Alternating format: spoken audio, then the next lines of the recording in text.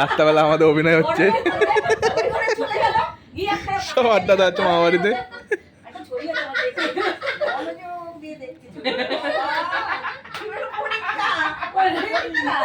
দুনিয়ার যত যত দোষ হবে ইনার। কোথায় ঘুরে উম্মা নিয়ে আমার কাছে চলে এলো। একটা শুটিং হয়েছে তাই জন্য বললাম। ছবি তুলে রেখেছিল।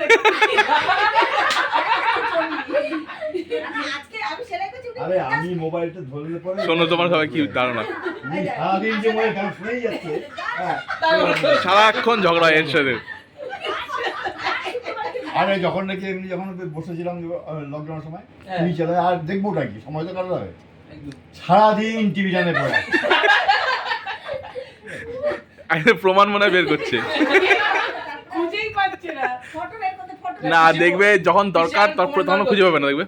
না না ওনার ফটোটাতে তুলেছি কি মনোযোগ সহকারে যে দেখে, মানে এটা ফটোটা একটা ফটো করতে বলা আছে। মামা কিছু বলা আছে? কিছু বল। গল্পের আসর বসেছে, আড্ডার আসর।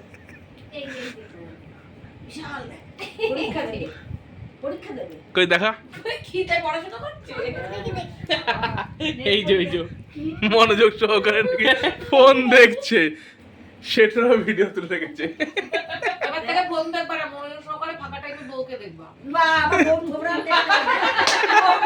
দেখতে হবে না, অনেক দেখেছে। আর এই শুভদৃষ্টি আর ওটা শেষ হচ্ছে না। শুভদৃষ্টি তোমার ওই ছোট ছোট চোখের শুভদৃষ্টি আর ভালো লাগে, চোখটা বড় বড় বলে তো ভালো লাগে। আমার বাবা মা করে ব্যাস আবার আসে, যারা নেই তাদের নিয়ে কথা হতো শুরু। ছবিটা ভালো তুলেছি না? তাহলে পরে ডাইরেক্ট ও চুট করে ছবি তুলে দে, চিন্তা কর। এই দাঁড়ানো যে দাঁড়া থাকে। এই যে দেখেছিস? যাই হোক, শুভরাত্রি, সবাই ভালো থাকো। হ্যাঁ